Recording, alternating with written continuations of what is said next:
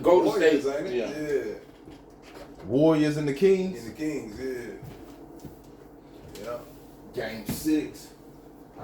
No, Game 5. Yeah, game 5, 3 and 2. Yeah, Game 5. So this is game 6 then. Yeah. It was 3 and 2. Right. Yeah, I got the Kings though. I think Fox been killing. Fox been doing this thing. The Warriors ain't got no big man. Warriors. I don't like the Warriors, man. It's like certain teams. Like I didn't like the Jazz in the '90s. Never liked the Yankees. Didn't like the Patriots once Brady came. You know what I'm saying? Hey, who they gonna be fans of now? The flip floppers. The ones that came when they started winning Super Bowls. Yeah. Fans of now? They probably gonna jump on Whoever gonna win Super Bowl. Yeah. Go, Kansas City. Kansas City, yeah, they gonna be Yeah, all they're fans. gonna be Pat Mahomes Mahomes fans. Yeah, that's what they're gonna try to say. So, a lot of times I start the show, I talk about my baby mamas. I just want to clarify some things up real quick. I said I hate them, and I meant that. Every bit of them. All of them. But, number 1 and number 3, I got love for them. They helped me out. One helped me out. Got a bunch of love for them. He trying to clean up his shit. And then I was thinking, I seen the other day, somebody's having a father-daughter dance. And I said, dang, dog. I was having a father-daughter / mother-son dance. But I canceled it because I put it up an event page, and like a week before I was going to have it, it was only 6 people that said they was coming and 2 was interested. So I said, there's no way I'm already going to pay this rack for this event to rent out the building, the band. Everybody was in though. Nobody told me. Yeah. So when I canceled it, my peoples was like, boy, I'm glad you canceled it. Like, for what? He was like, dog, you know how much money I was ready to have to spend? I was ready to buy dresses and suits. Yeah. So I was like, hey, they was coming? Yeah. He was like, yeah. Then somebody inboxed me like, dog, you had me go buy a suit and a dress for my daughter. All our kids. I said, bruh, did nobody hit the like on the event page? That's what I was going off of. Did nobody come and say, hey, Nick, we coming? Where's the father and daughter dance at now? I don't know. I seen it and I got mad and I was like, dang, I should have had mine. That's why this thought came up. So, what's up, Win City? I'm your host, Smooth Work, Neat Freak. This is Conversations in the Trap. This is my co-host, Big Hoot. And tonight we got a special guest co-host. It's my uncle, Ward Simmons. What's up, big dog? Yeah, I don't have the man. What's going on? Man, we ain't doing too much. We had did a show last year or the year before last talking about the Black history in Winchester, Kentucky, which did numbers, but I deleted that page, so we're gonna have to redo it. Plus, we had a documentary. Hold up real quick before I get into this. I seen J Groove Beats on Facebook said, rate me 1 through 10 on am I a gangster or not? And I wanted to put on there, you're a 10. You are an absolute gangster because you took my money for a video and my money for a documentary that I paid you for and never completed them. So you are a solid gangster to do something like that. Man, that documentary would have been cold-blooded. But tonight, we got supposed to have been a show with nothing but black men. We're supposed to have 2 more, none show. They be leaving me hanging. They gonna regret that once we sign that deal with 50. But our first hot topic, conversation, because we're gonna have a conversation. We're gonna conversate over all these topics for tonight. But our first topic is, what is the most difficult thing about being a black man? Who name it? I think it's more so that everybody's against you. Like, there is no unconditional love for the black man. From your kids, from your family, everybody, your expectations are set so high that if you don't succeed or go beyond, then you really ain't nothing. I think when it comes to the family and the kids and the woman type aspect of it, if you're not a provider, they don't care about nothing else but providing. If you can't give them what they want, You could be giving them what they need. Yeah. But if you're not giving them what they want, then that could be pretty different.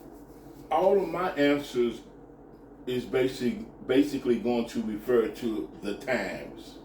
Okay. Now, by that I mean, when I was coming up, the father, the man, the husband, was the backbone of the family.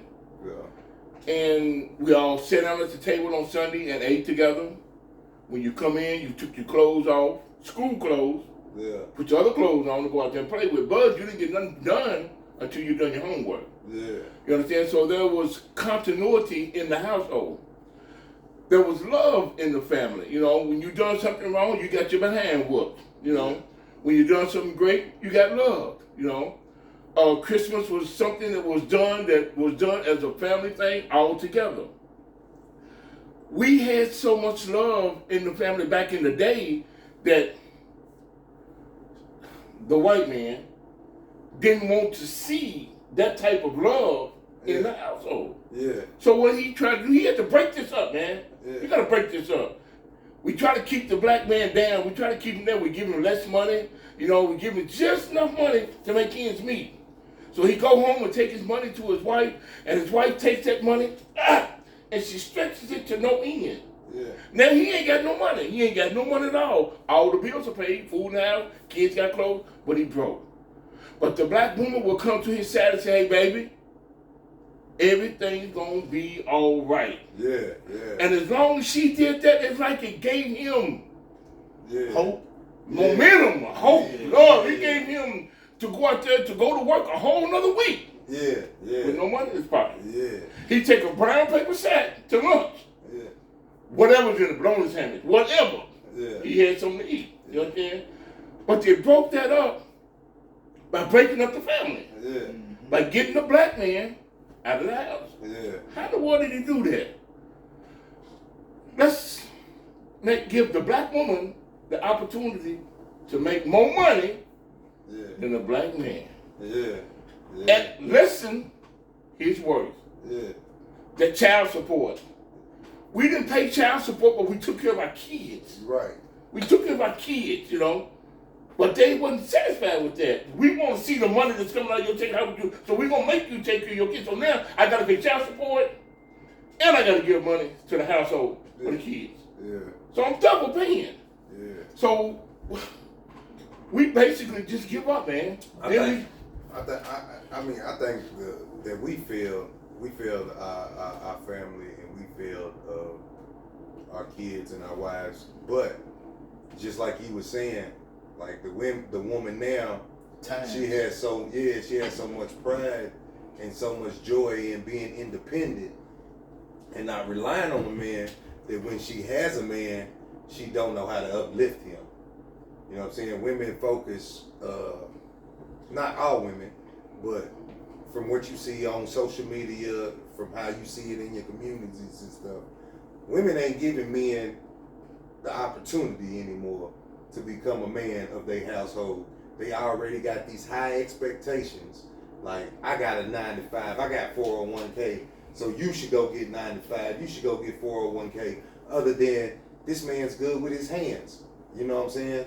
Babe, go get a 9 to 5, 401k, and then let's figure out how we can take that money and invest it in something that you can do, so you can become everything that you want to become, so you can become everything that you need for us. And you can be self-employed. Yeah. That way you don't have to deal with a boss who stresses you out every day. Yeah, that's a conversation that most women don't want to have, because they say like they so used to child support. They're so used to having that independency to where it's outweighs the man. Like he said though, with the child support, they gave him child support, they gave him welfare. You know, if you get that black man out your house, we'll take care of you. Yeah, we'll send you a check once a month. You know what I'm saying? But that check is beating that brother down, because, and it might not even be just brothers, it's men in general.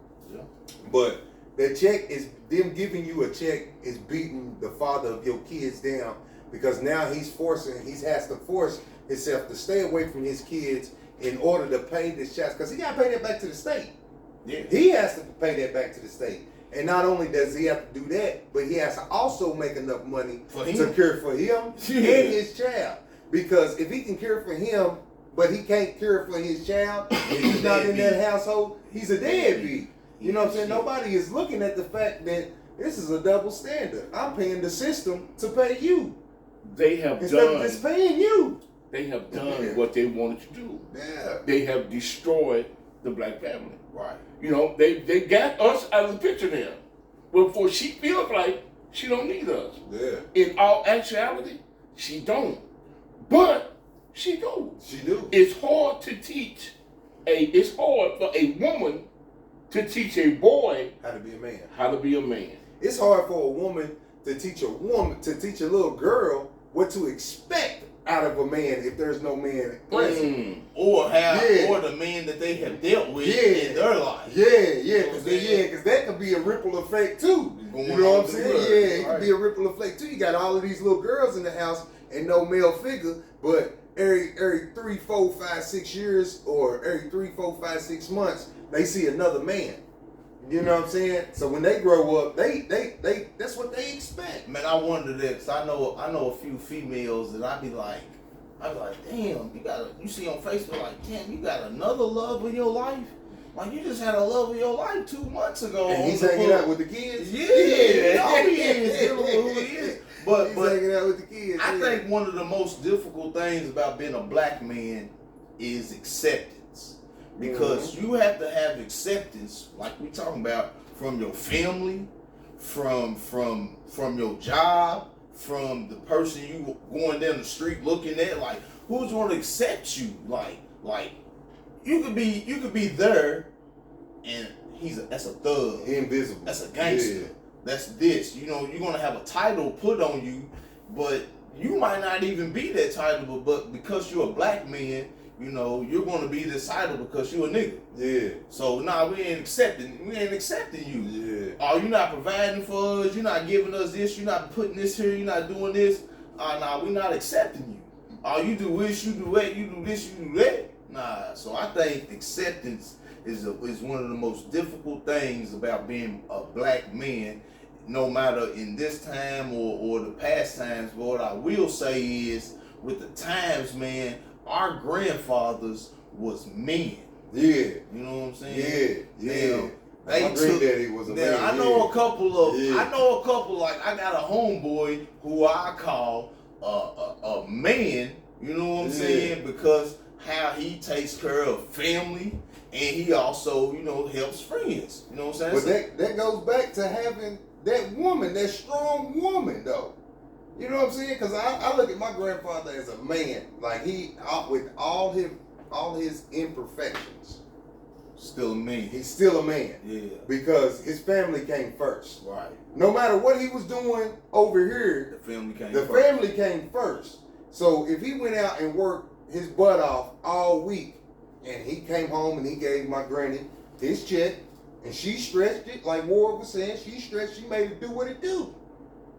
But when he left the house, all of that concern wasn't no more, because at the end of the day, she knew that he was coming home. No matter what he did. He came home. Yeah, no matter who he was. And today, I don't care if you're paying the bills, you paying her. You better not leave. Man, you come home and talking about what you talking about with that. Man, you gonna have a whole argument. Yeah. I'm not arguing with Better not you leave. if I'm paying the bills here. I'm not That's arguing why. with you. That's why if so you many live here women with me. That's why so many women right now, from the ages of 40 to 60, are single. Because they come up through the 90s, and they're like, oh, that's when what Ward was talking about. We're gonna get rid of the man. We're gonna get rid of the in man. the 70s and the 80s when it started to really take effect. By the time it got to the 90s, the only reason we realized it because we was involved in it. That was put on child support. Okay, this is you know. So move on into our second hot topic for tonight. What is it that you fear most as a black man? Is it police? Is it other black men? Is it failure? Is it rejection? what is it that when you put your clothes on, wash your face, brush your teeth, go outside of your home, what is it that you fear most about being a black man? The more I guess this is just from the man standpoint, that I always ever getting that call that one of my kids is gone. I think that would have to be at the top of my list. You know, whether it be the hands of another black man, whether it be the hands of a drunken driver, whether it be an accident, or whatever the case may be. I think that right there. But you can fear that just being a human being. Yeah. You know. Yeah. I'm talking about what is it you fear because your skin is black that you gonna have to go throughout that day. And I'll tell you what mine is. You know, I'm one of the most transparent individuals you will ever meet. My fear is taking care of my family. You know, I have a fear of not doing that and dealing with the backlash from it. You know, I don't fear no police. No, I don't fear. I don't think I look at it like, I mean, I don't think I look at it to be, you know, just because my skin is black, what I fear, because I've been in some crazy, deranged places. So yeah, a man alive don't put fear in me. Just being a black man, not being able to have that support for one another. I think that scares me more than anything. That if some shit does pop off, then we ain't gonna be able to protect ourselves because we don't have that support from one another. Hey, let me say, you're gonna have to, whenever you got something on your mind, you gotta interject it. You guys are doing a great job. You guys are doing a great job. And don't you believe that when I feel like I need to get my feet in there, that I'm gonna get my feet in there. You know. Now, as far as I'm concerned, fear, I don't know if it's what I would call fear, but what I don't like is the negativity. You know, the negativity. By that I mean, and this has been going on forever, it will never change. It's getting better. People see you. Back in the day, you walk down the street, it was an unspoken language among brothers. That if I didn't even know you and I walked down the street, if I don't speak, yeah, how you doing? I get a nod. Yeah, you understand? how you doing? It's universal around the world. We have gotten to the point where we have prospered so much in life, been blessed so much that we've forgotten where we come from. Yeah. Now, instead of us wanting to speak to one another, people of color, particularly, we want to compete. we want to turn our heads Look down. or pick up our phone like we talking or texting just to keep from speaking to somebody. Yeah. Have we forgotten where we come from? This is all we had. We've all we ever had. We don't, you know, once again, it's that generation. Yeah. I make it a point that when I see somebody drop their head, hey, what's up, man? Yeah, what's going on? You know? Yeah. Oh, how you doing? Like you didn't see me. Yeah. I'm 6'1", 300 pounds. Yeah. I know you saw me. Yeah. You know? It don't take too much, man, to Yeah. speak Yeah. or to be kind to somebody. It don't take too much. And even if I do speak to you and you don't, Yeah. I've done my job. Yeah, absolutely. I've done my job. With what you say about, you know, when they make it to that certain level about speaking, like I know from a personal standpoint that sometimes, you know, some people feel that, and this is a big thing in society right now, that you gotta cut off people in order to grow. But in certain situations, bro, you don't gotta cut me off as a friend in order for you to prosper as a person. Just because I might live a certain way and now you choose to go this way instead of staying on the path that we was both on doesn't mean that you gotta cut me off, because as a friend, if I'm your friend too and I see you doing that, then the stuff that we was doing on this path, when I see you now on this path, when we meet or when we conversate, I don't bring this path over here to you. Yeah. So as a friend, from my standpoint, I keep this life, what I do, separate from you, so I feel we can still be cool. Society says when you step up in tax bracket, When you start making more money than what you've been used to making, and your tax bracket change, the people around you have to change. Yeah, because I still might need 22 But Friday. that I'm just gonna tell you. is the I think that is the one thing that has kept us down. Because if you look at it, just look at it, like the Chinese, just look at the different demographics of people in America. The Chinese, when they come over here to get rich, or when they come over here and make it, they don't stay up here and watch their people stay down here. They get up here so they people can come up here so they can get everything. My sister told me, Priscilla, years ago, she said, Ward, we got to start living like the Mexicans. Yeah, You know absolutely. what I'm saying? You know, when one has something, they all got something. We all got it. But it's never been that way with us. It's hard. Cadillacs, ruins. It's never been that way. That's because when King wanted, man, we had our own. We done said this plenty of times on this track cast. We had our own bus line. We had our own transportation. Had our own restaurants, our own grocery stores, our own this, our own that. They wanted to integrate with them, with the white people. I don't know why. I don't know why you wanted to integrate with them to be equal to them when you had your own. So that's like let's use that example. If you got your own sack, you got your own bag, I got my own bag. You feel me? Yeah. I'm not gonna want to go combine with him over there. Yeah. If I know y'all got a bag too, hey, look, Let's put it together. Yeah, let's put ours together, and then not only do we three got a bag, then 6 of them got a bag back here, and we touched off of their bag too. It's the greatest trick. It's the greatest trick. It's known to man. If you look at it, not saying that that we as all Americans can't live together, but it'd be better. All this hate for each other would stop if we band together. It's not gonna happen. I know it's not gonna happen. Cause we think we better just because of a title or just because of a number. You think? Cause I know a bunch of dumb people that's got money. Like I know a bunch of idiots that can count, you know what I'm saying? But they can't pronounce words, they can't read, they can't write. No, I'm dead serious. Like I know some niggas right now that could go pull 100,000 out of somewhere, but you tell them to read what I got on that paper, they gonna say, hey, look, hold on, my phone ringing, I gotta go real quick, you know what I'm saying? Or they'll get mad at you because you asked them to read, but they can get paper. So, hey, look, in a minute, give me a little bit of that in the camera. So our third hot topic for the night is, you liking this all right? You going all right? Yeah. You going all right? Yeah. All right. Yeah. How did, you can answer this one first, all right?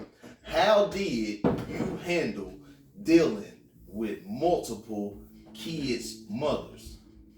You know, a lot of people don't like to address their baby mamas as baby mamas because they put that on us as a group. Yeah. You know, when they say about a white person, you don't hear baby mama. Yeah. You hear the mother of so-and-so's. You know what I'm saying? But with us, it's baby mama. You know? Yeah. So, how did you handle dealing with multiple ones of them? What I tried to do is keep it real with them, all of them. You know, I have 3 of them. I would tell each one of them what I'm going to do with the other one.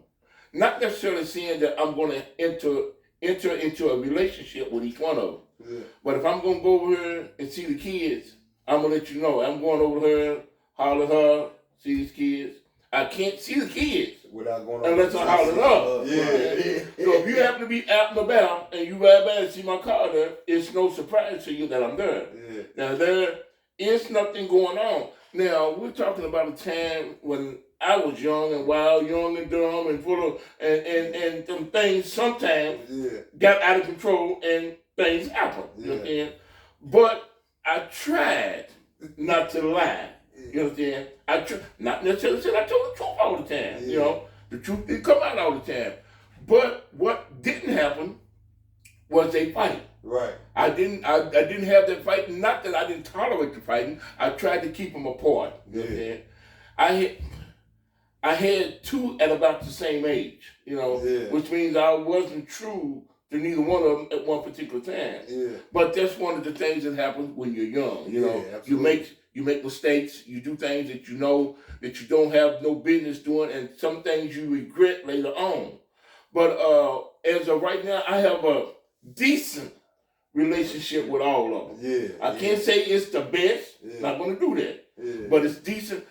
Damn. So 30 years after they turned 18, your relationship is just them turning decent? Just decent. Well, it's over for a few of mine. Because I was rotten when I was younger, I'm not the same person now that I was then. You know what I'm saying? Do they hold against you, then? Do they hold against you right now then? Yeah.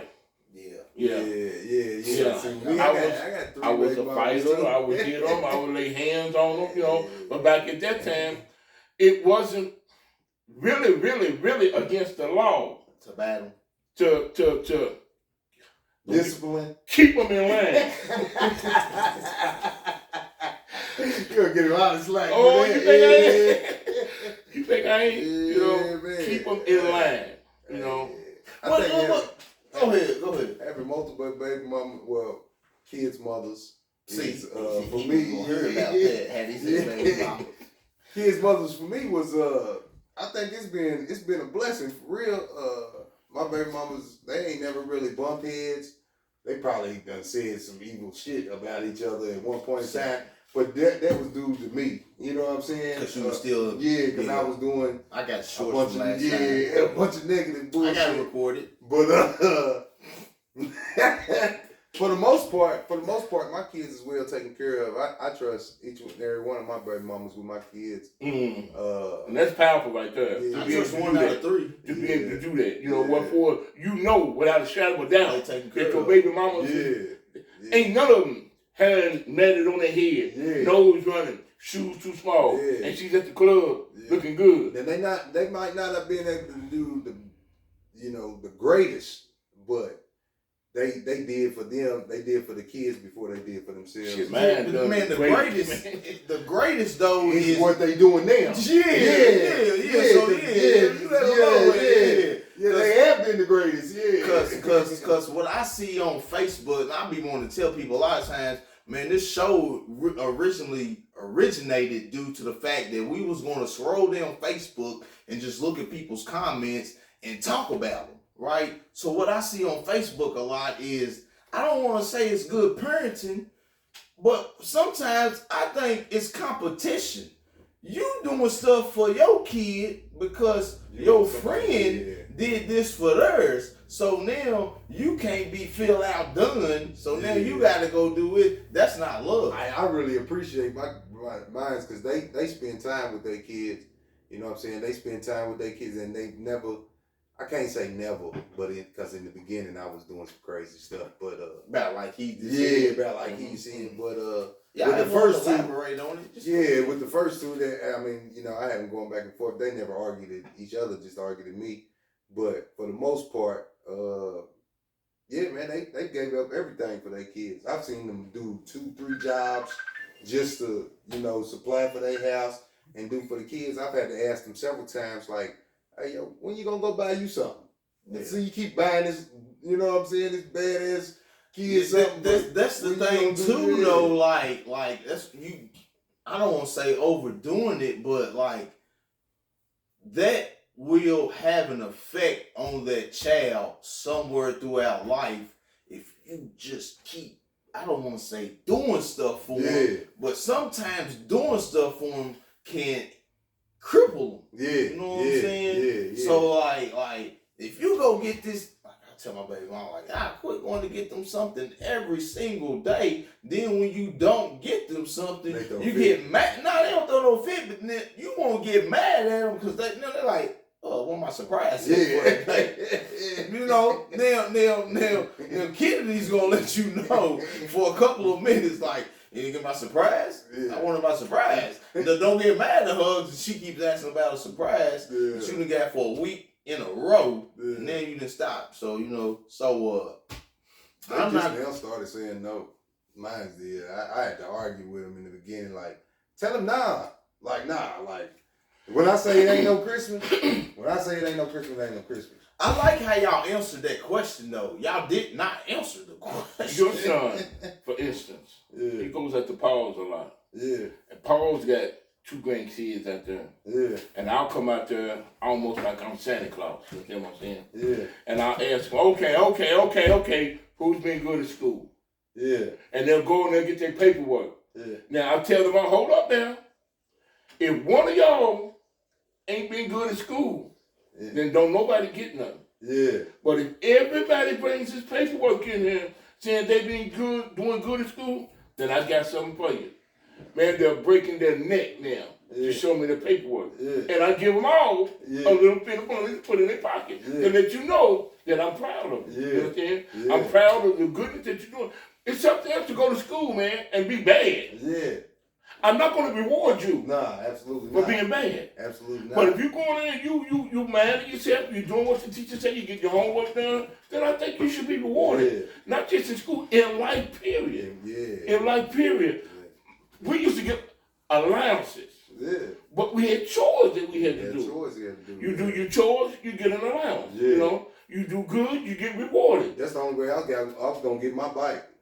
Like, it's all right, you know, I knew I was as gonna far as get a just bike doing for Christmas, good, but I had to do good. Just to get something. No, I'm not gonna buy you nothing. Because like you say, then you get to the point that you expect it. Whether I'm bad or not. I'm still gonna expect it. Yeah. Man, that's crazy because I had something in my head to say, and you tapped me and it went away. So let's move along with. God dang, that's gonna make me mad. It was good too. Is there anything wrong with a black man dating, having sex, or marrying a white woman? Because there's going to be black women that says, yes, it's wrong because there's plenty of us out here, but you're going to go choose this white woman that's going to love you, that's going to care for you, that's going to take care of you, that's not going to nag you, that's going to help you. You're going to go choose that over me? My first child is mixed. Her mother is white. Did I ever see us being together as a couple? No. I was young. I see things wrong with it as far as being able to have to explain the situation in certain situations. Hold up.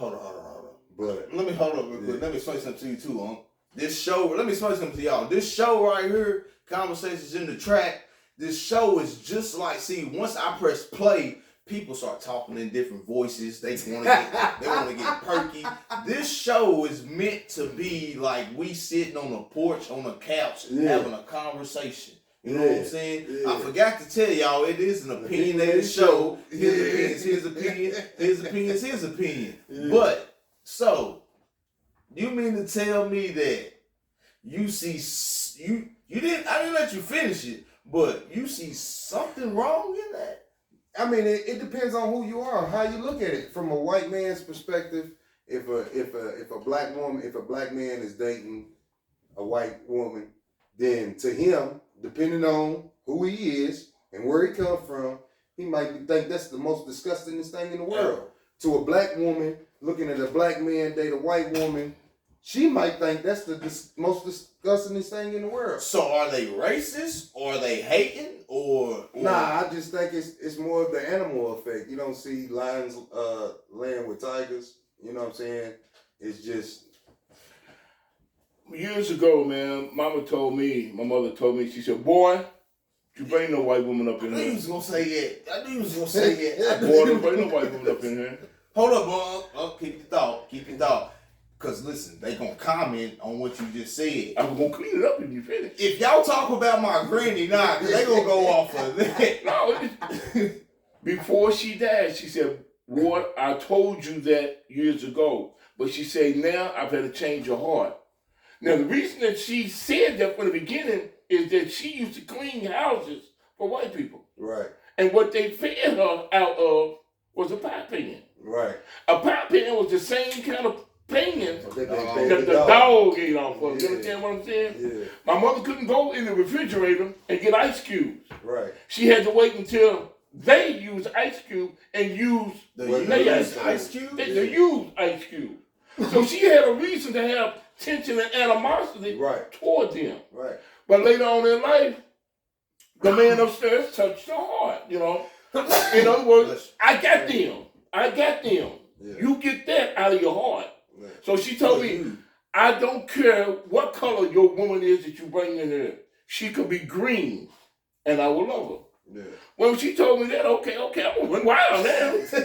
I'm gonna run wild. You know, white girl crazy. Let me taste the rainbow. You understand what I'm saying? Yeah. So I go out here and I start playing around, and I feel that I see all of these white women, 4, 5 kids, out every day, running. Getting in shape. Staying in shape. Knowing working. That you can't tell that they got these bodies. You know, that they got 4 or 5 babies because they're running and they're working. They're working. They're working, no they're excuses. running. No excuses. Taking care of their kids. Hold up though. Y'all don't know if the man is dealing with her nagging or not. We don't have to deal with that's not about concern, not right now. We're talking about what we can see, visually see. Yeah. What we can visually see. I agree. She got 4 or 5 babies, but she's out there running, handling her business. Now on the other hand, the black woman, she locked you down with 2 kids. It's over for her. Next thing you know, she's on the couch watching As the World Turns, Jerry Springer.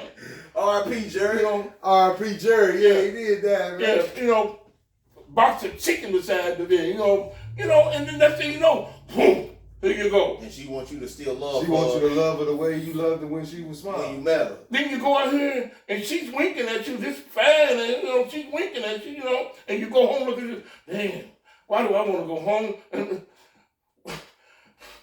the next thing you know, bam. You done hit her. What's that movie? Harlem Nights. Yeah. Put your mom on the phone. Hey, baby, I ain't never coming home. Y'all have a nice life. That's crazy though, cause that's that. And then, but see, women are so sensitive sometimes. If you say anything, about their weight. Yeah, if you say, babe, I think we should work out together. Now you said we. They didn't hear we together. They didn't hear none of that. All they heard was work out. That's it. And then the self-conscious. Yeah. Whole attitude. Work change. out. Whole attitude. So that's why you going to the park. That's why you went to the pool. That's why you hanging out with your boys at the gym. Yeah, because I don't look good to you. You know what I'm saying? I need to work out. And you can't tell them the truth. Nah. When they talk like that, yeah, you can't tell them the truth. Because they wouldn't be able to handle it. It wouldn't. But you got to. But you should have that conversation. You should though. If you love if you love your woman and that relationship, then you have to have uncomfortable conversations. I told this woman that she was beautiful every day. Every day. Did you mean it? Yeah, hell yeah, I meant it. Because she didn't see what I see. Now when she got in the mirror, her self-conscious was like, hey no, he's lying. He's lying. Instead of just being like, thank you, babe. You know what I'm saying? And then you want to go back to, oh, I'm fat. I need to lose some weight. Is that why you like those girls? Is that why she talking to you? You know, like, man, if you don't feel beautiful, how can I feel beautiful for you? Well, listen, I come from a family where they love big boned women. It is in our blood, ain't it? Yeah, look at me. Yeah, Uncle Albert, all of them got big checks. It's something we do. So, I don't see nothing wrong with it from a standpoint, and I do see something wrong with it as a standpoint. Nations should be with nation. People should be with people, but you can't help who you love. Who you love, dog. You can't help who your heart loves. Yeah. If your heart loves somebody, then you got to act upon that. So if you love that person, go be with them. Yeah, don't be miserable. Yeah. Don't be miserable when you don't have to be. And in this generation, what you just said, Lions don't mess with tigers. Nah. They do now. They do now. They got one thing called a liger. A liger. Smoking dynamite. So let's move on to our next hot topic. Would you rather live in the 50s through the 80s? So that means you will come up in the 50s, the 60s, the 70s, and the 80s versus the 90s, the 2000s, the 2010s, and present time right now. I'm going to go ahead and tell y'all that I would rather have came up in the 50s and the 80s due to the fact alone that I feel we was so unified up until a certain point. Like we was that fist on the pit. You know what I'm saying? Yeah. Then when you got to the 90s and on up, things started getting separated due to the fact that for some reason we put our celebrities on a pedestal as if they're gods and idols. And we start listening and doing as they do or say to do. That was by design. By design. Yeah. And right. Plus music is one of the most powerfulest forces on earth. Music changes cultures, music changes your way of thinking, music moves people, music, you know what I'm saying, it heals people. So in putting that balance in, but I think I'm with you, Nick. I would probably rather live in the 50s through the 80s than from the 80s to the present time, only because you had to socialize. You had to socialize back then, even before the 2000s. You had to socialize with people to know what was going on. I'm talking about comparison now. Because now, you can be on your couch and know what's going on in 9 different people's lives. Like, I should not know what's going on in your home with your family, with your kids, with, you know what I'm saying? I should know that unless I talk to you one-on-one and you tell me. In all of the small surrounding counties in the hood, they have taken all of the gathering places where we used to gather away. Yeah. So we have nowhere to congregate. You know, we have nowhere. Church. You know. Yeah. Church is wonderful now. Church is wonderful, but you have to go someplace. But you gotta be fake. You know. Now. Sorry. This is personal. That was personal. If we had a disagreement. Yeah.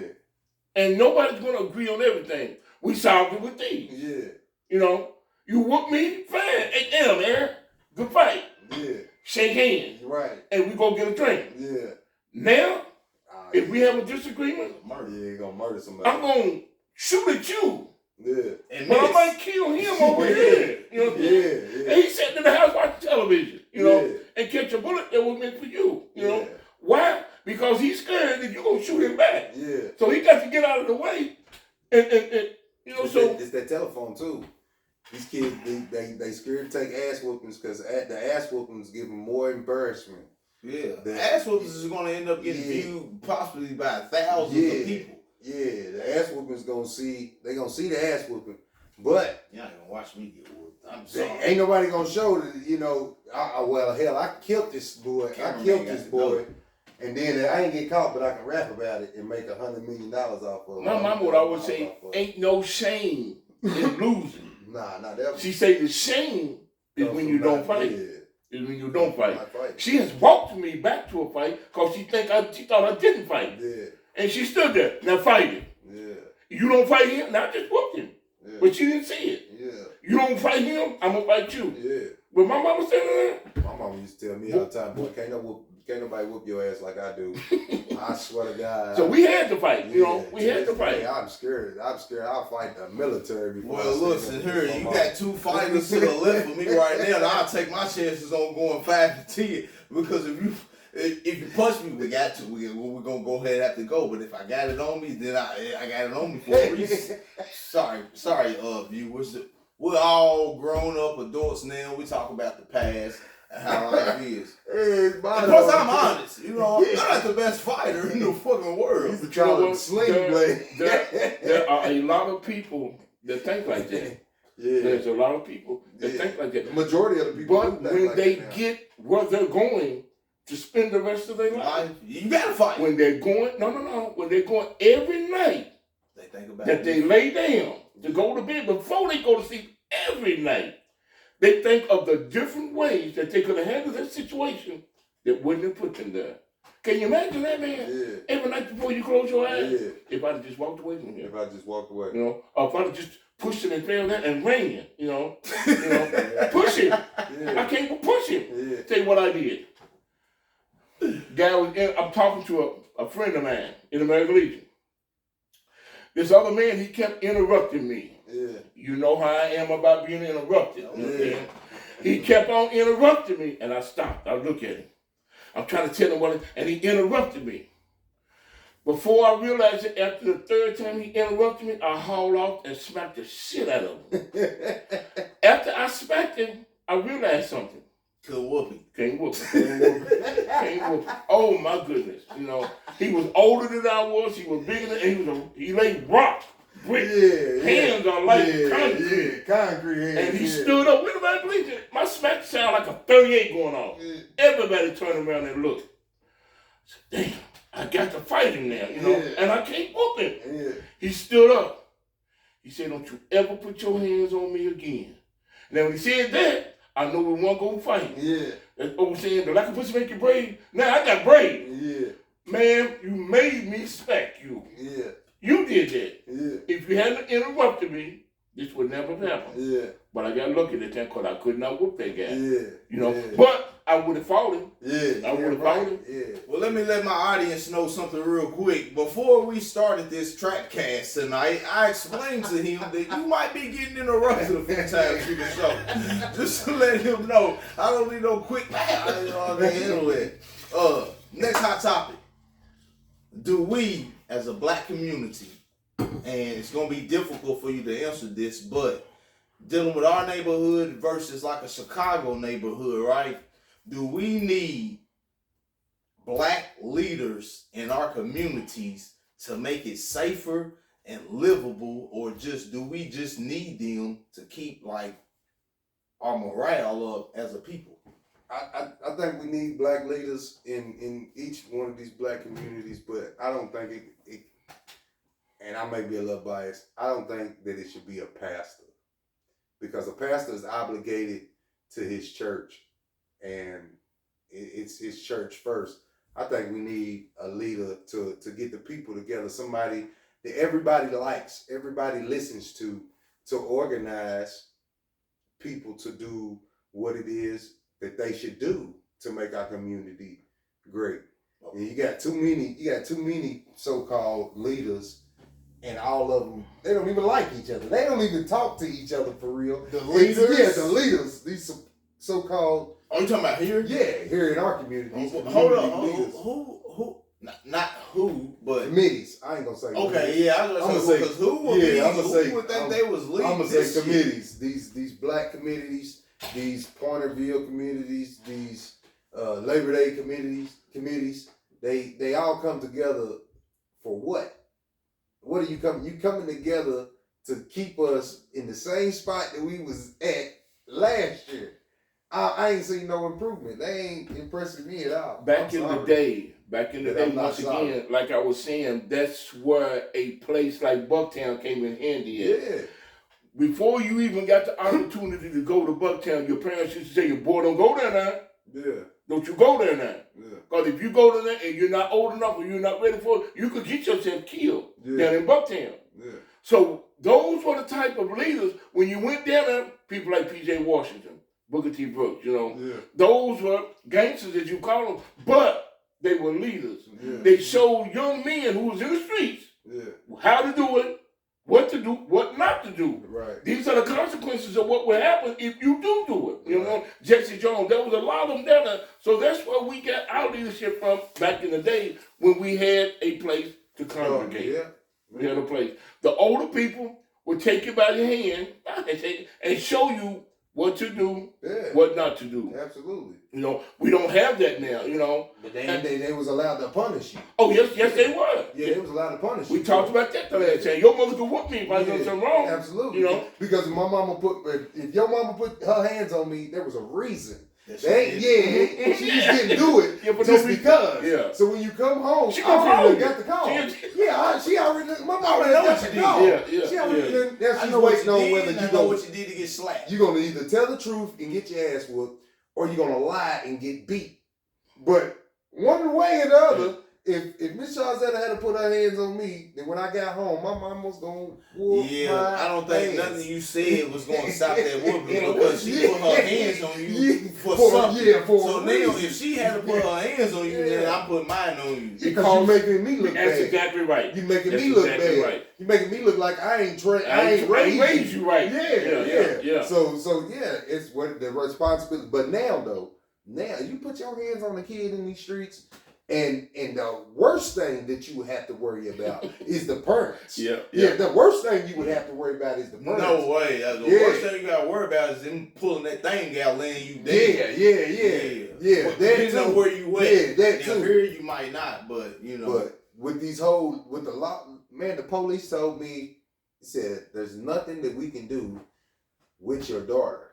Like we can't put her in handcuffs because she's not a threat to herself or to you. So when we find her, if she don't want to get in the car and come back home, then we'll give you a call. But I can't come out there and grab her ass up in front of the police and put her in the car, because if I do that, then if I leave a mark on her, social services is on me. You know what I'm saying? So these kids they're not scared of the police. They're not scared of the justice system. They're not scared of the parents. They're not scared of the teachers. They're not scared of nobody. Why is that? No, because of the laws. Yeah. Because of the laws. They're not scared of man, I hit my son twice in the chest. He stood up on his mama. And I hit him. Boom! Open-handed in his chest. He fell to the ground, started screaming. Hit him again. Boom! Somebody from the church come knocking on the door. What's going on in here? He shouldn't be putting his hands. Like, what? How you preaching from this book that you don't even believe in? Because if you knew the book like you're supposed to, then you would know. The guy said, if I don't discipline my kids, he's going to. You know what I'm saying? And the punishment he's gonna give is way worse than this ass whooping he's gonna take today. You know what I'm saying? So but I had CPS call me and everything. Yeah, they called me and everything. I bucked up on my daddy. He gave me a 2-piece in the chest. He did. You know, nothing happened. You know. Yeah. But that's back in the day. Yeah. You know. Every boy gonna try his dad. Oh yeah. You know. Every boy gonna try his. I was gonna stand up once he start feeling the funk. You know. Yeah. And that normally happens around anywhere between 12 and 15. Yeah. Yeah. It was different back then than it is now. Yeah. Because when they try you now, ain't no telling what they're going to have in their pocket. Listen, I told my boys, I said, listen, it's 3 of y'all. You should wait till the youngest one could become of age. And I should be around about 54, 55. If y'all want to try me, y'all should come together. Because if you come, I'm gonna lay you out. All of you. I ain't gonna shoot you. I ain't gonna do nothing. I'm gonna beat you up. Yeah, but they coming with that. Yeah. They coming like this, man. Yeah. They coming like this, though. I'll tell you like the you lady told me. I'm gonna shoot you. You better shoot me before I shoot you. That's all I can tell you. Because I'm going to lay you down. Given my life and how I lived and my karma, I think my youngest son is going to be the one that tries to come in and take me out. He already trashed me at the age of 2. You want to fight me? You really want to fight? But anyways, let's get on into our next hot topic. We got 3 more and then we're going to get on up out of here. Should you be able to see your kids even if you disrespect your baby mama? Because for one, let me tell you real quick, no matter what I do to you, what I call you, what we go through, don't got nothing to do with my relationship with my little ones. If I don't like you and you don't like me, that don't got nothing to do with my relationship with my little ones. If I happen to put you back in line, as he said, you got out of line, that don't got nothing to do with me seeing my little ones, because my love for them does not have anything to do with my hatred and or love for the mother of my kids. Now, I'll tell you this, me and my son's mom, we used to go through it but she never really kept me away from my kids. Like if I said something and she ain't like it, we argued or whatnot, and then I could call her still and be like, yo, where my boy at?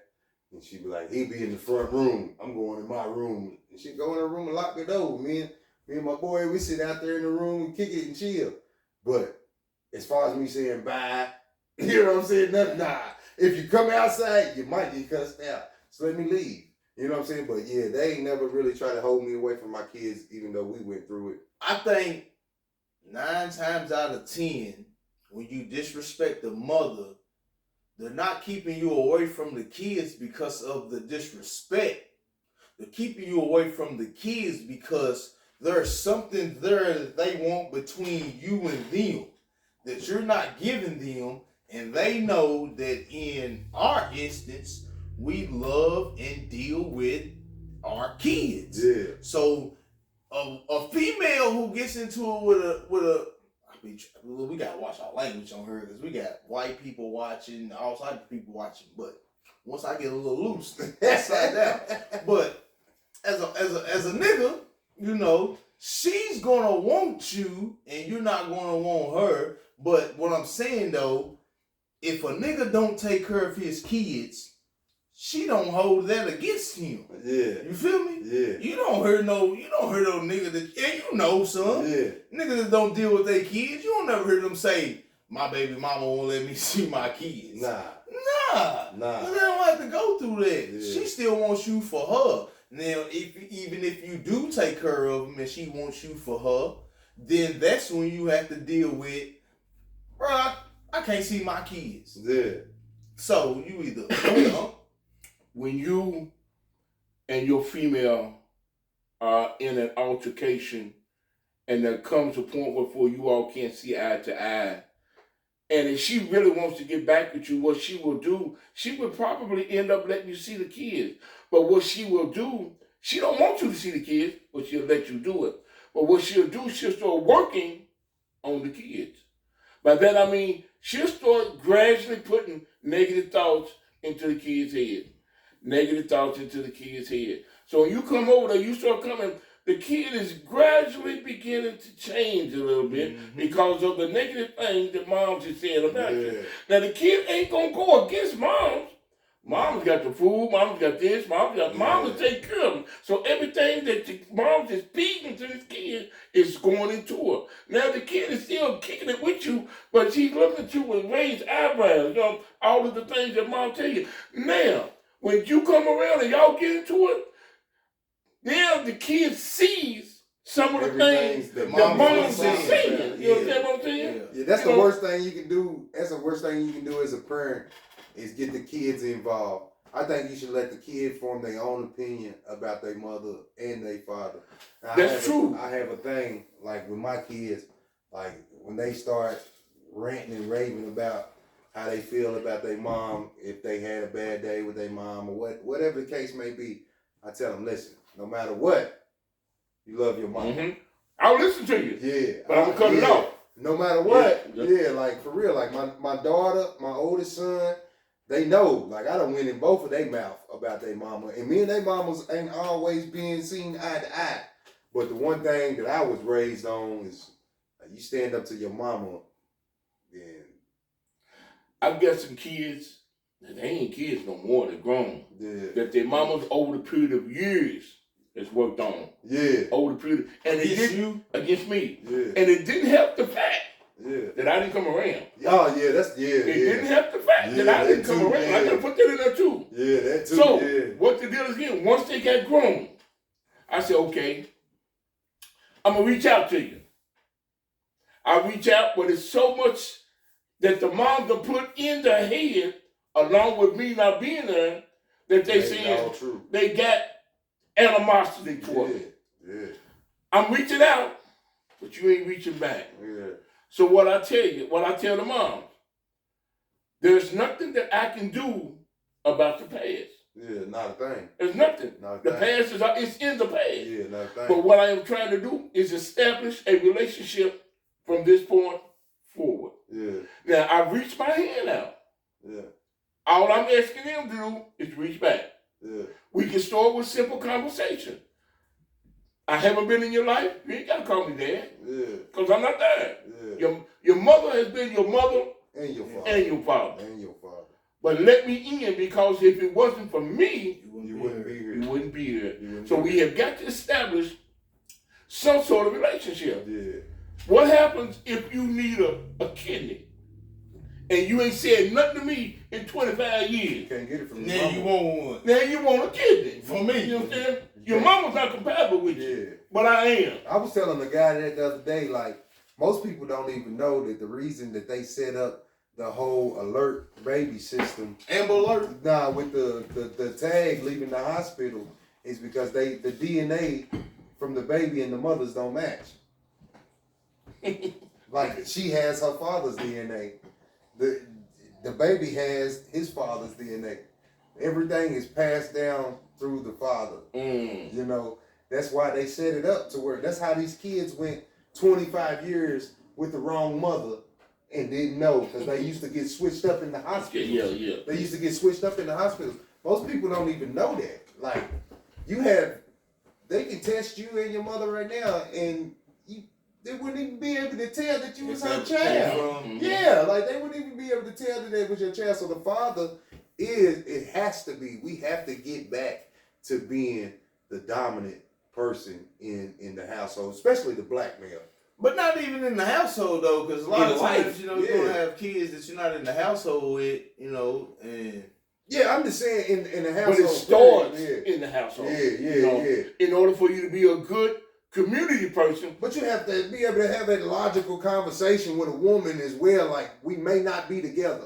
We may not ever be together. That's not gonna matter. But when we come together with these kids, we have to show them stability. We have to show them that we are able to get along. So that way, if mama don't want to talk, then I can run to daddy. If daddy don't want to talk, then I can run to mama. And then mama can call daddy and tell daddy, well, yeah, what's up? Your son didn't want to talk to you, but let me tell you what's going on with it in his life. Or the daddy can call his mama and be like, your daughter didn't want to talk to you, but let me tell you what's going on in their life. So you won't never expect the unexpected when it comes to your kids. See, that's what I got with the first. I got to find out everything from the first. Yeah. Used to be when she was younger, the mama would call me and be like, hey, she's going through this. I'd be like, what you want me to do? Yeah. I ain't talked to y'all in 11 months. You know what I'm saying? You done changed numbers or you done did this. Yeah. Now she done acted out. Now you calling me, want me to handle it. Yeah. Like, no, I'm not ready to correct her. Just off of this situation, when you ain't let me have any sort of communication with her for this long, now you calling me to correct her about something she's done on your watch. Yeah. So I can be the bad guy. Yeah. Put on the phone then.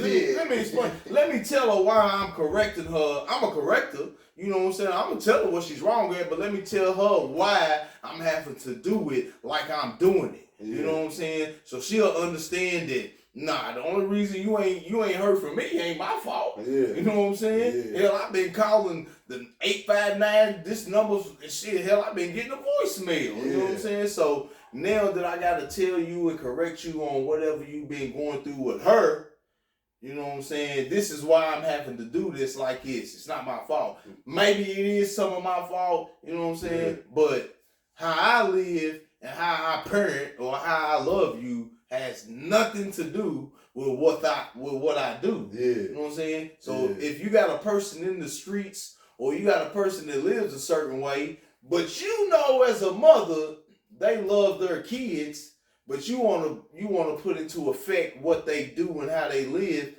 Like the other day, Buddy was like, if you do drugs or you not good with money or you do this and you do this, you shouldn't have kids. I totally, like I say, I don't never be able to reiterate certain things on the show because I be trying to think forward. But I'm thinking, you crazy, because that kid might help change that person get off the drugs. Or that person might help that person understand now I got to be good with this money. So you can't just say that a certain type of person or unfit human being is unfit to have kids, because you never know what that life might do to that person's life. Yeah, that kid could be a blessing for that person and many more to come. people are so caught up in self. And being established. I've never seen a bunch of people that want to be established by themselves. Like, who does that? What you mean? Like, like, I'm gonna take me here. You know what I'm saying? I'm gonna forget that. Yeah, my uncle might have whooped my ass when my mama couldn't, but he showed me how to use my hands. So I'm gonna let him retire in a job that I know ain't gonna get him nowhere, but I'm gonna live up here instead of being like, well, hell, now that I got it up. Yeah, you remember when you showed me how to work on that car? I got a garage for you. You know, it might not get you to where I am, but it's gonna get you beyond where you was. But that goes back to what I was saying earlier when, I don't know what we was talking about, but when people get to that certain level, they cut people off because they read books or they learn certain things, and them things tell them you can't be around this person because you're trying to go here. When that person necessarily is not going to keep you from getting there to where you are. Might not even need you for any resources when you get where you are. They just might love you for who you are. Enough to push you. Me and my friend today was talking about the definition of the word success. Now, success really doesn't have a definition because what you can deem yourself to be successful for, you're happy. A car, a crib, a job, you're living good, the bills are paid. You're successful. Right. In your little world, you're successful. Now, this person is living up here. He's trying to reach down here to grab you. Hey, man, come on, man. I got that garage for you. He held up, okay, thanks for the garage, but I'm all right here. I'm all right here. But you're trying to pull him on up there to get him to another level. He is successful where he's at. Yeah. You understand? Absolutely. He's successful up here. He's trying to help his friend, But his friend don't want to come up there. See, I got everything I want that I need right here. Yeah. See, I think where people get greed is one of the most damning things in the world, because once you get to this, like I read this book, it said with all the money in the world, with all the access to power in the world, you still don't have nothing. And they were saying is, once you buy everything that you ever wanted in life, once you're able to afford these houses and cars and watches and everything, what do you buy next? Because these are the only things that was driving you to get here. Now, once you get here, it's drugs or suicide. Because you got to maintain it. Because you got to maintain it. Yeah, you got to maintain that lifestyle. You got to maintain it. So I think the ability to share and give back is one. They're not gonna do that here because we have in our community what my dog PK calls king of the bottom syndrome. Yeah, everybody wants to be king of the bottom, something that's not even shit. Yeah, you know what I'm saying? You want to be king of Mayberry. Yeah. You know what I'm saying? You want to run Mayberry. You want to be Andy Griffin. You know what I'm saying? Which if that's your goal or what you want to get to, I have no problem with it. Man, I don't care what any other man does with his life, as long as you don't try to throw your success up in, I don't care about it, but in other people's faces. Yeah. You know what I'm saying? Like, okay, you made it. Congratulations. You don't have to down the next because you got to where you got. Yeah, help him. And it ain't even about help your friend out, help your partner out, Yeah, and share knowledge. Let me get off it before it gets in somewhere else. So I done had something in my cup. 2 more and we're going to get out of here. How do you deal with your daughter calling you, telling her boyfriend just beat her up? Woo. Number one, I've got daughters. And I tell them at an early age, number one, what you need to do is lay a foundation. By that, I mean, it shouldn't take but one time. If he put his hands on you one time, he won't do it again. That's not the guy for you. That's not the guy for you. Now, if you stay there, I don't want to call you a fool, but you'll have to learn the hard way. Now, by this, when I tell you, call the police, you need a record that he's putting his hands on you. Yeah. Every time he does that, you call the police. Don't call me. Yeah. Every time he hollers at you, you call the police. Yeah. So you laying a foundation of a record of the police of domestic violence. Yeah. When he beat you to the point where you got to come and get me, the foundation has already been laid. Yeah. Now I'm going to do insanity. what I have to do. Temporary insanity. Law, the foundation was laid, you didn't do nothing. Temporary These insanity. are the pictures of my girl, my daughter right here. Yeah. If you all would have done something from the beginning, I wouldn't have to. I wouldn't have had to do what I had to do. I wouldn't have to take the law in my own hand. You know, so and I tell them all that. You know, don't stay in it. But if you do, call the law. Yeah. Then when you call me, it's over. Now make sure you're straight when you call me. Yeah. Make sure that you're tired of dealing with him. Right. Yeah. So last straw. Make When sure, you call me. make sure that that's what you want. Yeah. Because I'm not going to put up with you looking like that because of what he did. And I'll tell him, I've talked to both of them from the beginning. Yeah. Don't you put your hands on him. Don't you put your hands on her. Because when I come, you see me coming. Yeah. I am not coming to talk. Yeah. I'm not coming to talk. I'm talking now. Yeah, I'm talking now. Yeah. I am not coming to talk. Yeah, talking now. I had a cousin hit me up. No, I had a cousin's boyfriend hit me up. He was like, "Hey man, man, your cousin's going through this and this and this." I didn't know him, so I was like, "Why are you inboxing me asking me about my cousin?" So I hit her sister up. I was like, "Hey, text your sister, make sure she's all right, because I'm on a little stay paid vacation right now. But if I got to, I'm gonna go make sure she's all right, because that's my favorite cousin. You feel what I'm saying? Now I don't care by it being my favorite. You able to one time have me come slap him and go back with it. You feel me? One time of that. One time, because you my favorite. I don't know why you my favorite, but you are. I only see you on funerals. You know what I'm saying? But you my nigga. And if he put his hands on you, he got to deal with me before he deal with him. You feel what I'm saying? But I'm not going to do that for certain female cousins and my sister. If you look at my sister wrong as her boyfriend, and our relationship is not stable. But I want you to understand it's well documented. Yeah, understand that even if if we not talking, if we mad at each other, if you get too aggressive with her, you don't have to deal with her sons. You have to deal with her brother. Yeah. She ain't even gonna have to call me. My mama's gonna be like, my mama gonna sneak it in her too, like, so-and-so got into it. What? What? Alright. Yeah, I'm gonna have to play it cool. Because if I get too imp, mama's gonna be like, he's on his way after her. You know what I'm saying? So I think, man. Hey, listen, your daughter, your sister, them death sentences right there. But we used to tell our cousins, like, we had to go to Lexington one time, and my uncle told my cousin, was like, listen, we outside in the parking lot. She in there on the phone. He beat me. He's like, listen, we outside in the parking lot.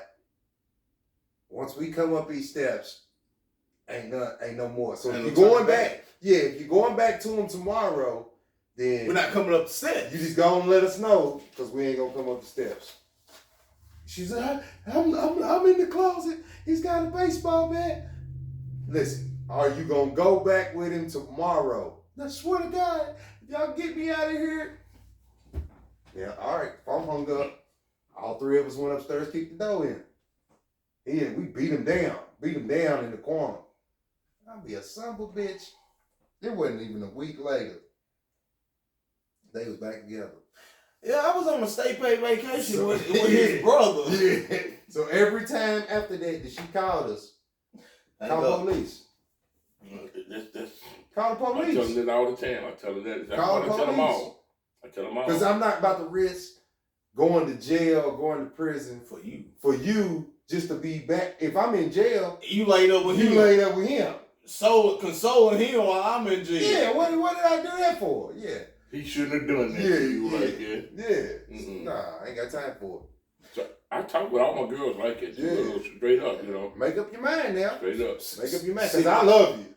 So I'm gonna go all the way for you. But See, my you daughter better love me enough. He just says he loves you. Yeah. I just had a daughter, what you talking about, that her boyfriend, who she's got a baby by, the car was broke. And he got paid that Friday. And he didn't want to fix the car because he had to catch the bus to work. She said, Daddy, the only reason that I can't take him to work is that he has to be at work at the same time that our son has to be at daycare. So I have to take my son to daycare, our son, so he has to catch the bus to work, but the bus stop is right here. You know what I'm saying? So now the water pump has gone out of the car, and he's not going to get it fixed. Pocket full of money just got paid Friday. Now, he don't have to do that because that's not your husband. But you my daughter. Yeah. I got just enough money in my pocket to get the water pump. Okay, damn it. Come on, get in the car. We go get the water pump. I called Clay up. Clay, I ain't got no money. Yeah. Can you put this water pump on for me? And I'll owe you. He said, sure. He put the water pump on. I said, now you get your ass in that car if you want to go anywhere. You I'm talking with him. Yeah. Get in that car if you want to. Don't touch that car. Yeah. You know what I'm saying? If you do, as Arnold said, I'll be back. I'll be back. Yeah. So, you know, I'm obligated to take care of you. Yeah, because you're my daughter. He's not. Yeah. He don't have to fix that car. Yeah. But I got to see that the car gets fixed. Yeah. I got to see that my grandson, I got to see my daughter got a way to get around. I got to see that my grandson gets back and forth. I don't care about him. Yeah. He can walk. I don't care. Yeah, catch the bus. I don't care. I don't care, you know. You know, I don't even know if she knows she's my favorite cousin or not. You know what I'm saying? I love her though. I would slap a nigga for her quick. I don't see her at funerals. Yeah. Whenever somebody dies, the only time they come down. Last hot topic, real quick. And we're going to have to come back for our sports show. Do you think DeMarcus Cousins or Carmelo Anthony could help a playoff team right now in the playoffs? Yeah. You do? Yeah, I do. I think both of them could be a seventh man coming off the bench. To Carmelo even could play six, but DeMarcus Cousins is his body, and he's gonna get you 8, 9, 10 points, probably 7, 8 minutes, a quarter maybe. Hell no, DeMarcus Cousins ain't playing 32 minutes in the NBA game right now. I'm gonna tell you why Melo ain't right now. They said in the Olympic team, that Kobe, LeBron, Melo, and Dwayne Wade was all on, that Kobe started working out at 4:30 in the morning. Somebody seen it from the team. Another player went down there at 4:30 with him, then another player went. The next thing you know, the whole team was down there every morning at 4:30 working out with Kobe on his schedule, but Melo. Everybody but Melo.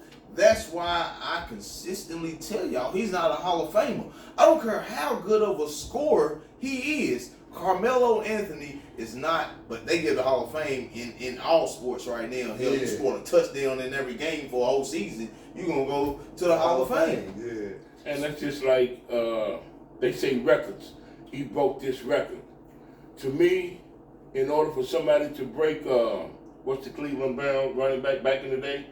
Jim Brown. But then anybody to break Jim Brown record, they have to break his record in the amount of games that he did it in. Yeah. You play 16 games, he done it in 10. And it takes you 20 years, he done it in 10. You ain't broke his record. Nah. You established another record. Yeah. So you don't count LeBron's record breaking Kareem Abdul-Jabbar's? Nah. I hate to say it. They do, but I don't. I don't matter. You know, but no. But let's look at it like this. Let's look at the competition Kareem was going up against versus the competition that LeBron was going up against. But if Kareem would have played 20 years, do you think LeBron would have broke his record? If we had played more 80 games. Yeah, if he would have played the 80 record would have been but that's why I say let's look at the competition. Could I break a record? You don't play basketball. So could I score 100 points on you versus scoring 100 points on him who did play basketball? Right. So, I mean, is LeBron the best? Is Jordan the best? Is Kobe the best? Jordan's the best. You know, LeBron. Once again, we go eras. Times. To times. Once again, that's like the football players now. But the Touch the greatest quarterback, you get put out of the game. The greatest. I thought I interrupted. The greatest athletes in the game, in any sport, the greatest athletes in the sport, they wanted it all to fall on their hands. LeBron ain't showed me that. Well, the difference with LeBron is Kobe imitated his game after Mike. Right. We all know Mike is a known assassin. Right. Mike's that guy you call when you got a problem with them people around the corner. Right. You gonna call Mike because when Mike pulls up, Mike ain't pulling up to talk it out. Mike's pulling up to shoot. Boom, boom, boom, boom. We'll deal with the questions. I deal with all the questions they gonna ask me later. You go get LeBron. LeBron's gonna come and try to be a piece first. Yeah. No, let's work it out. No, break it. No, we ain't gotta do it. But if it breaks out, LeBron gonna handle his business. Yeah. He's just gonna go about it a different way. LeBron ain't in my top 5. So, would you rather have? I love LeBron. I love Jordan. Jordan's my favorite because I was my mind at that time coming up was I was absorbing things. So with the media putting Jordan on the thing, every kid born in '85, Michael Jordan's going to be your favorite player, or you're going to like Mike. My favorite player was Penny Hardaway, but I love Jordan. Right. I had no problem with the Bulls winning championships, even though my favorite player came years after him. But with LeBron, I love LeBron, and what's gonna happen is 2 years after LeBron retires, people like Skip Bayless, they're gonna miss LeBron even to hate on him. Yeah. Because it's something to watch. I see that. You missed all his greatness by comparing him to Jordan and just not loving him for who he is. The coldest move on the basketball court ever. The coldest move. Dr. J done it. Yeah. You remember when he come in here and dunked and went up under the goal on the other side of it? Yeah. The coldest move ever, Yeah. There's greats everywhere. Yeah, in that era. In their era. He was bad boy. Yeah. Coming on up, then come Mike. Mike looked up to Dr. J. Dominique Wilkins. Yeah. Cold-blooded. Now hold up though real quick. Before Mike came, before Magic and Bird, what effect did Dr. J have on the NBA? Well, Dr. J wasn't the face of the NBA. Kareem was. Kareem was. Yeah. But there was another guy named George Gervin? Connie Hawkins. They call him the Hawk. Connie could come down the court and be dribbling the basketball and catch it up off the dribble. Hands go halfway around the basketball. Yeah. Hands go, David Thompson. Them guys there, they didn't go around you. They went through you. Yeah. They went through you. Get in the way on charge foul. Ain't much ain't no charge foul back in. Yeah. Because they going to put your ass on the ground, All right, real quick before we get out of here, real quick. Right now, if you had to have, if these guys is going power forward to power forward, who you taking? Draymond or Dennis Rodman? Rodman. I'm taking Rodman too. Rodman. Without a doubt. I don't think Draymond's good. I believe he imitates his game off of Rodman, but I don't Rodman think was slapping. Draymond's not willing to go to the extent that Dennis Rodman is. That's like in the streets. You be like, man, I ain't scared of that nigga. I ain't studying that nigga. You don't have to be scared of him. But you won't go over and try it. No. Are you willing to go to the extent that he's willing to go to if you try him? Yeah. You know what I'm saying? Yeah. He's willing to go all the way out. Yeah. He's willing to go 25 to life while you willing to just get a misdemeanor and get signed out. Yeah. You know what I'm saying? That's the difference, I think, between sports show. That's our last episode we gonna do this on this season. You gotta come dealing with us. So this has been another episode of What's Up Win City's Conversations in the Trap. I hope you might have learned something tonight. Might have got some sort of knowledge. Oh, we gonna get cussed out now. For what? A lot of it. Mm-hmm. Yeah. You? Yeah, probably. Yeah, 'cause I don't think. But y'all be thinking they watch our show. Nah. Like a lot of people don't even watch it. You know what I'm saying? I put a short out. They might even look at the short. They might not. I gotta start being a more likable person. So How do I get this? It's gonna be It's on on YouTube YouTube. in the morning. YouTube. I tag you in it, and then cause I tag Aunt Scylla in it too. And then you sell her name. She want us to do a call.